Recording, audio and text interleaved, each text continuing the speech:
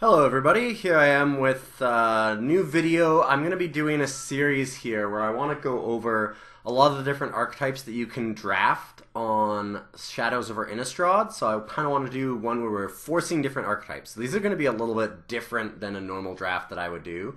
I would probably take some different cards if I were in a real draft, but what we're going to try and do is we're going to try and force certain strategies. So I want to highlight a couple of strategies, and we're going to go really hard into them and see if we can force that strategy and just how good that strategy is. So we've got a lot of different ones in Shadows over Innistrad that you may have heard of, like blue-red spells matter, you've got like red-green werewolves, you have the black-white sacrifice deck and green-black delirium, you have a few things like that. Today I want to try and do my favorite of them, which is blue-green clues. It's probably the one that most people are familiar with and like the most because it's just very powerful. The cards that we're going to be looking for that will take over most everything else are going to be things like Graph Mole, Ulvenwald Mysteries, and Ongoing Investigation.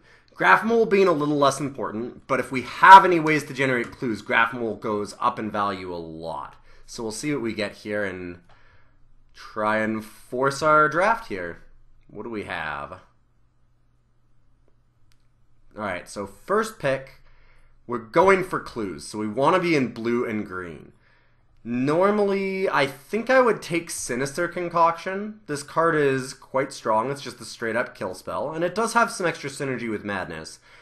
But since we're doing this particular draft, where we're going for blue-green, we're going to take Hermit of the Natternals. This card is actually very strong, too, so it's not bad. It's not clue-based, which is unfortunate, but it's certainly a decent card in that deck, so...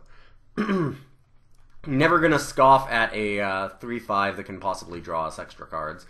I thought that this card wasn't that great when I first saw it, but the ability of getting the extra cards actually comes up a lot more often than I thought it would. It's just really annoying for your opponent to remove your creatures then on attacks, which is nice. They can't really use combat tricks, and things like Puncturing Light get a lot worse.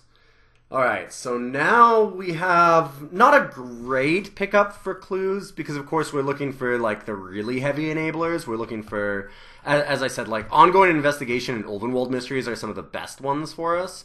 But I'm more than happy to take Byway Courier. This card's really good.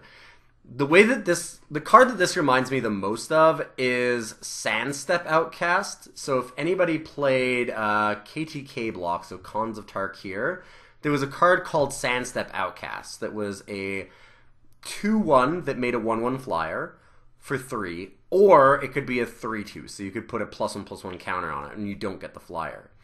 And that card is really strong. And then it got a similar card in Battle for Zendikar, which was Eldrazi's Sky Spawner, which was even better because, of course, the 2-1 was the flyer rather than the 1-1, so Sky Spawner was even a little better. This is a bit worse than both of them, but it's another like 3-2 for 3 that just gives you a lot of extra value more than you'd think, and I've been really impressed with it. And bingo, we did it. Alright, so Ulvenwald Mysteries. Now we have a deck. We have a real strategy. This is probably the #1 card that the deck looks for. So if you've ever tried to have a blue-green clue deck, and you'll know how strong this card is. Every single clue you have suddenly becomes a 1-1 human, which is just incredible. It doesn't sound that great. Like, it sounds okay, sure, fine. I mean, 2 mana for a 1-1 and a card. I mean, I guess that Elvish Visionary is okay, but they're all free. Like, you never spend a card for it. You just keep getting incremental value throughout the whole game, and you can churn out token after token after token while still just drawing through your deck. And Ulvenwald Mysteries is just fantastic that way. You never really lose a creature ever again. All you do is just downgrade them into 1-1s. Like, it's so good. I've been really impressed with the card. So now we have a pick that's a little bit different. We're going to have to steer away from where we are right now with green, because any of these green cards aren't looking that great. There's no amazing blue cards, although Drownyard Explorers does make a clue. Maybe I'm wrong. Maybe I should just take Drownyard. The card I was thinking of was Harvest Hand, because we're going to end up with a fair number of humans, and it does give us value once it flips too, which is nice. But maybe Drownyard Explorers is just better. I feel like I can come across a lot of Drownyard Explorers, it being common, and Harvest Hand is not going to come up as often. Excuse me, sorry. So I think that we want the Harvest Hand. I'm going to go that direction. It's just so good with humans, too. And we do have a lot already. Well, we are trying to force this Clue deck, so we're going to keep going that direction. We want the blue to be open. But the best card here is probably To the Slaughter. I don't love it. There's a lot of token generation, like our Ulvenwald Mysteries, that makes it a lot worse. So sacrificing a single creature is kind of mediocre at best in this format. I might just take Foul Orchard. That gives me the option to have black mana in my deck. And I think that's okay. Sorry about the little jingling there. That was the cat walking across my desk as I'm recording. Wow. Alright, Bound by Moonsilver. That is a card. I'm still going to force the deck that I want. I'm going to make it blue-green clues, no matter what. Because that's the point of this. I want to see how hard you can force an archetype to make it work. But Bound by Moonsilver is good enough that I might just hate it here. The other cards that we can take are Furtive Homunculus and Root Out. Neither one is really interesting to me. I think that we'll just take the Bound. It's too bad that Port Town is in the same pack, because it's possible that we could just splash the Bound by Moonsilver. And if we have Port Town, it's realistic to do it. Alright, Aim High I like. I will definitely take an Aim High. It's a decent combat trick. It's not amazing, but it's always very solid, and people don't always expect it.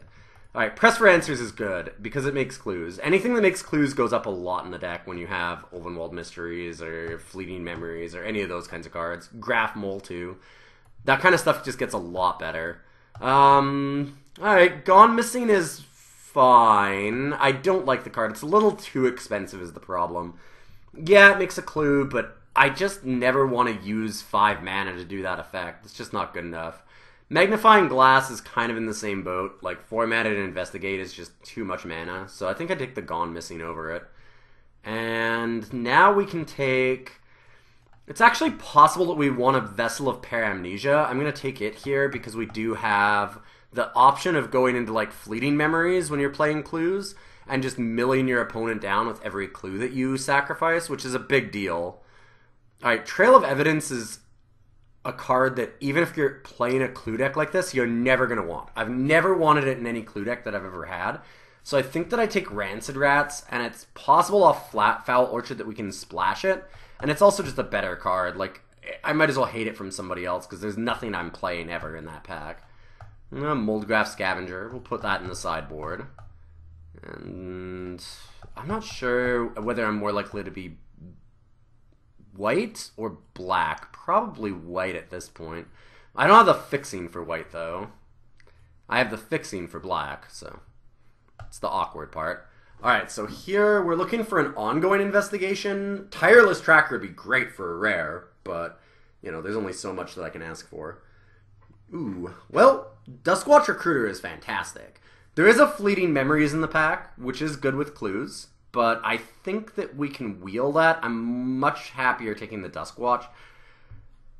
Even if we're doing a clue deck, Duskwatch is just too good. I'm a little bit sad passing the Fleeting Memories, because if it doesn't come back, then I'm going to feel bad. But Duskwatch is so much better, it still just makes sense.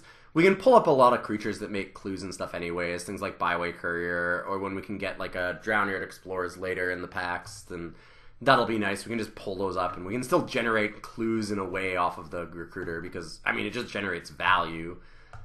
Nothing wrong with that. Now we have Pack Guardian, which is very good, and no clues again, so nothing that I can really force here for the clue deck. Even forcing this deck, I think that it would still just be Pack Guardian, like if I wasn't forcing blue-green clues, because Pack Guardian's really strong. There is a case to be made for Angelic Purge, though. It seems like white should probably be the color we should be in.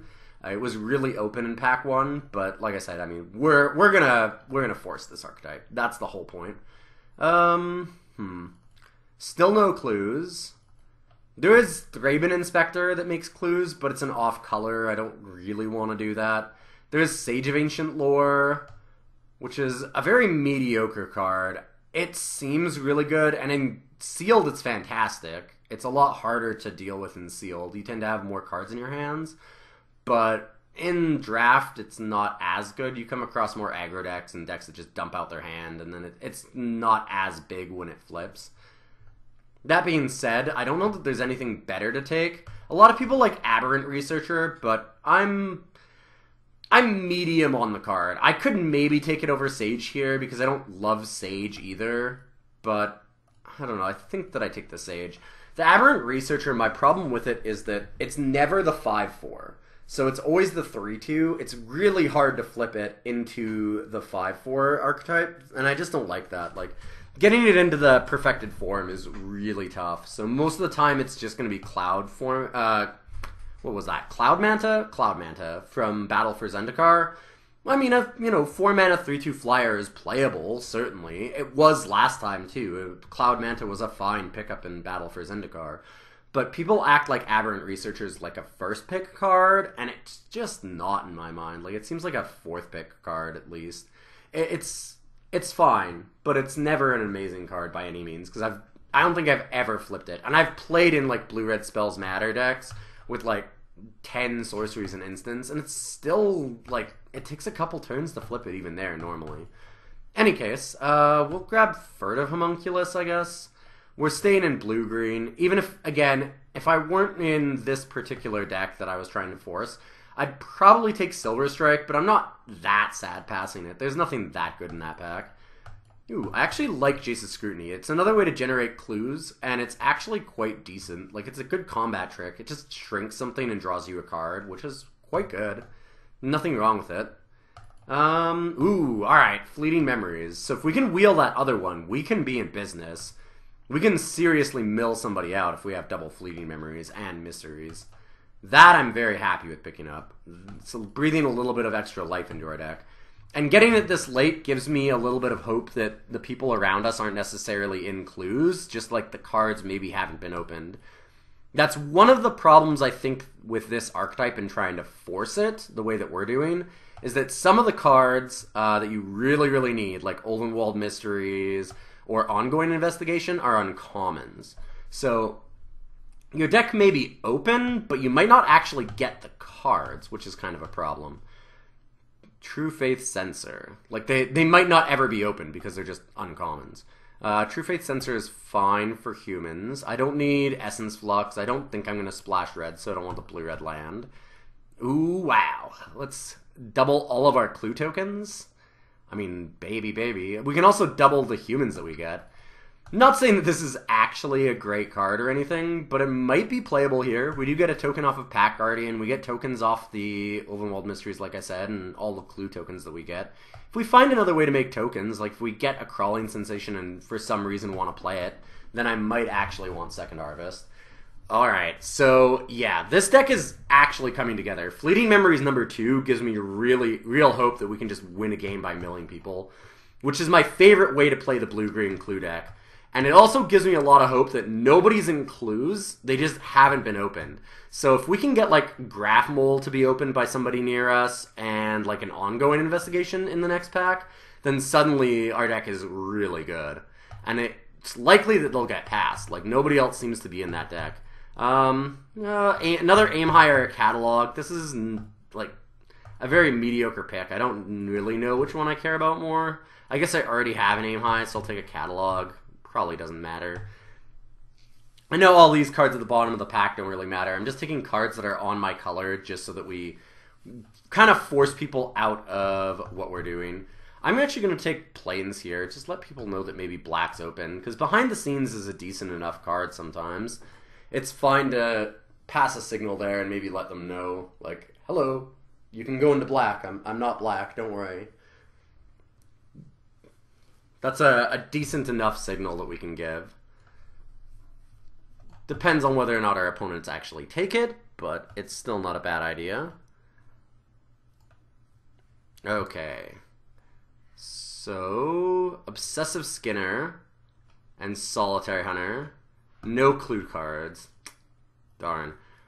Yeah, like the cards that we really need, as we said, Ongoing Investigation, Graph Mole, Erdwall Illuminator is the other one that I keep forgetting to mention. That's why I was trying to think here. Erdwall Illuminator is a really good one, because investigating twice off of your first investigate every turn turns out to be very powerful. I've had a lot of success with Erdwall Illuminators, so that's another card we've got to be on the lookout for. I think that Skinner has higher upside than Hunter, but is a much worse card if you don't have the Delirium. It's a tough one. I don't think I'm going to get Delirium a whole lot. I have, like, one artifact creature. I don't really have any enchantments that will go to the graveyard. It's unlikely that Ulvenwald Mysteries dies. There's not a lot of, like, main deck root out type cards that people will play. I guess I'll just take Solitaire Hunter. I really don't think that I'm going to get Delirium, and I don't have a lot of time left to trigger it. If this is like pack 1 or pack 2 or something, and this was the pick, then I definitely would take Skinner, but it just seems unlikely that I'll be able to get that mana. Okay, so we have 3 things that flip. So Neglected Heirloom is a huge card on cards that flip. Generally, though, I need at least like 5 cards that have a flip to really try and play it, because it's not worthwhile for the front side. 1 mana to give +1/+1 for 1 is actually just not worth it. It's not worth a card. It's not, like, super terrible, but I would really not want to play it as that side of the card. This side, though, the 3+2/+3 and First Strike for 3 is insane. Like, that's really good. So I'm kind of tempted. The other option is Veteran Cathar. We have a lot of humans, and we could possibly splash white for Bound by Moonsilver as well. So I think that we just take the Veteran, and I hope that I can get a bit of a splash here. We'll see. Another Press for Answers. Ooh, another Solitaire Hunter.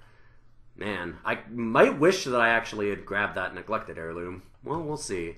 Press for Answers might wheel. Root Out will probably wheel, and I wouldn't mind one of those for the sideboard. Makes a clue, and you can kill off problematic cards.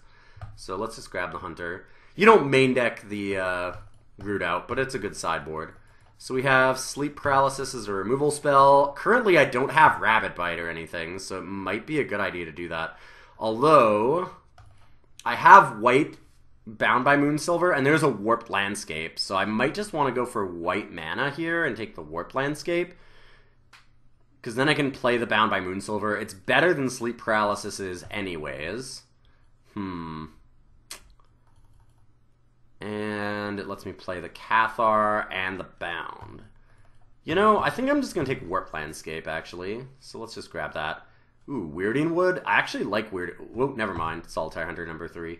Well, now I feel silly. I wish that we'd grab Neglected Heirloom. There's no way that I could have known we'd grab 3 Solitaire Hunters, though. That's crazy. Alright, well, pretty happy about that. Weirding Wood would be nice to wheel, because it makes a clue, and it helps us with the White Splash, which is really good. I've been impressed with the card.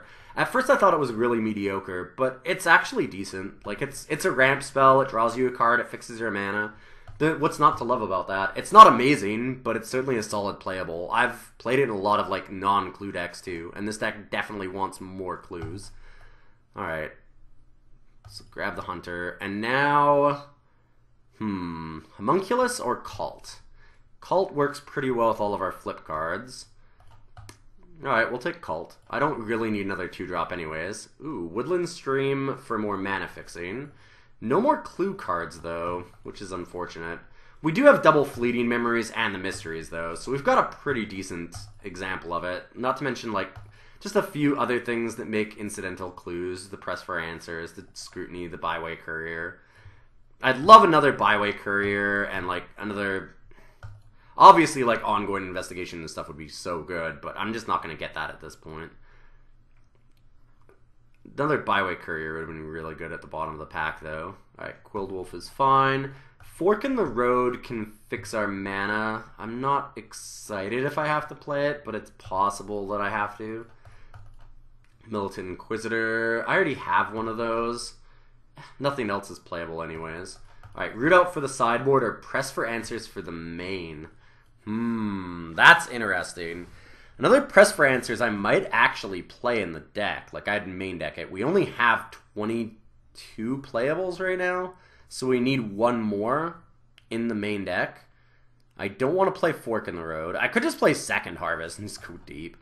Alright, you know what? Oh, wow. Well, that's embarrassing. I went to double click, and I, had a little spasm in my arm, and I jumped the card that I wanted to do and grabbed Sanitarium Skeleton.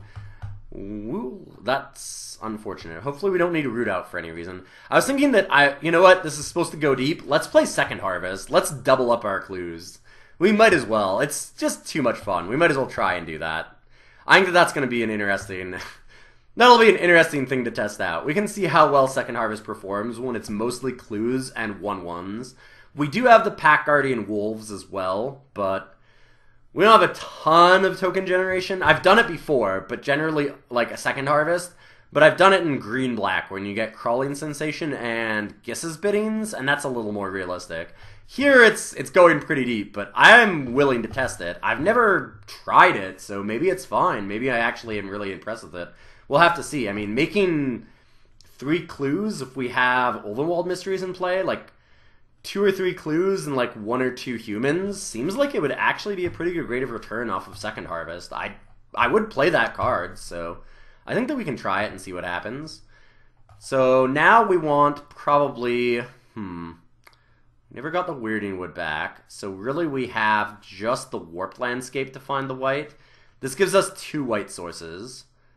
And we have Veteran Cathar that needs white as well. So I think we want to go 3. We have 5 and 11. So I'm going to go down to 10 because of Woodland Stream. 11 technically with Warped Landscape, I guess. And 6 blue with Warped Landscape. Most of our blue is fairly late in the game. We don't want to play Jace's Scrutiny or Press for Answers on turn 2. Fleeting Memories is the exception. I might play that on turn 3. Same with Furtive Homunculus. Obviously, we want to play that on turn 2. But since most of the cards that we have are a little bit later in the game, and we want our green really early, like, we want to be able to slam Duskwatch Recruit or Quilled Wolf on turn 2, I think that this is a decent split. So, let's go ahead and do that. So not the best clue deck I've ever gotten by any means, but we forced it really hard, and we did manage to get some cool interactions. I want to mill somebody out with double Fleeting Memories, because that's a lot of cards. Being able to mill for 6 off of every clue adds up very quickly. Alright, well, I will see you guys for round 1 with this sweet brew that we have. Breakneck Rider's pretty scary, honestly. That's a card that I don't want to see. Oh man, we got double Fleeting Memories. So what we need to do now is just spend enough time solidifying our board so that we can stall out, and if we can do that, Fleeting Memories will just win us this game. So much mill here. We have 9 clues in our 3 clues in our hands, so 6 each. So that's 18 if we get the time to actually play it all out.